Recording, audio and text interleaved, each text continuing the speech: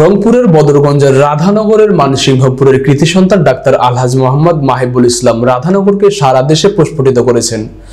শুধু রংপুর জেলা নয়, আশেপাশের বিভাগগুলো থেকেও প্রতিদিন রাধানগরের মানসিংহপুরে শত শত মানুষ চিকিৎসার জন্য পাড়ি জমান। হোমিও চিকিৎসার এক অভাবনীয় নজির তৈরি করেছেন তিনি। অভিনয়, শিল্প, প্রশাসনের অনেক বড় বড় কর্তা, সাংবাদিক সহ নানা পেশার সাধারণ মানুষ প্রতিনিয়ত চিকিৎসার জন্য আসেন তার কাছে। ডাক্তার আলহাজ মোহাম্মদ মাহিবুল ইসলাম একজন নিরহংকারী ও দানবীর ব্যক্তি। তার সাহায্য সহযোগিতায় মসজিদ, মাদ্রাসা ও এতিমখানা উপকৃত হন বলে জানিয়েছেন এলাকার মানুষ।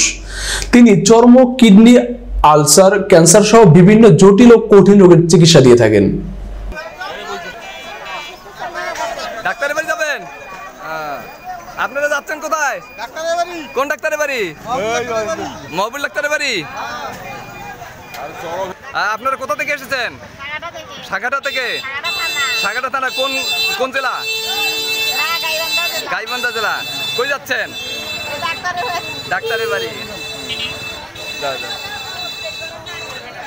কই যাচ্ছে এটা? কই যাচ্ছে? ডাক্তারের বাড়ি। কোথা থেকে আসছেন আপনারা?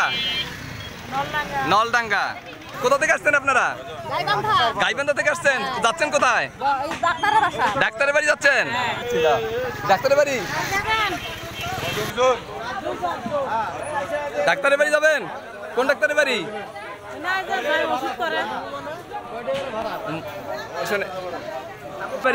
মহবুল। মহবুল কোন ডাক্তারের বাড়ি? হাজি সাহেব, মহবুল ডাক্তারের বাড়ি। কোথা থেকে আসছেন?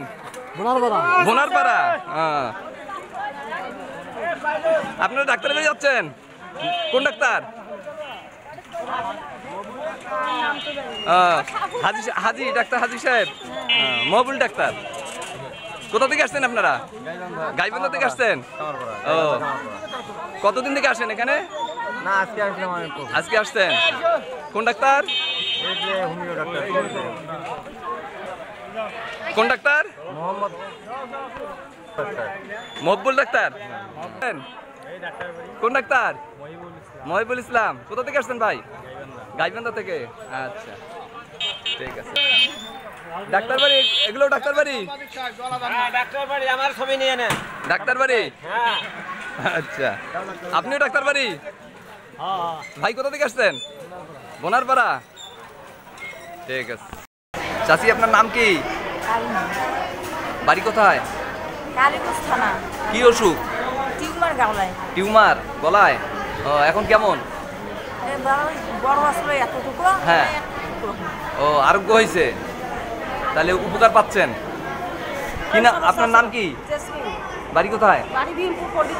ও, কি সমস্যা আপনার? আমার সমস্যা পেটে জ্বালা পোড়া, পেটে চলে, খোসায়, পেট ব্যথা করে।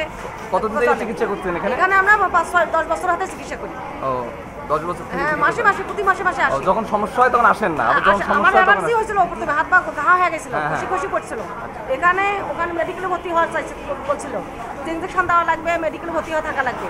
এখানে আল্লাহর রহমতে আমরা ওষুধ খেয়ে সুস্থ হচ্ছি, ভালো হয়েছে।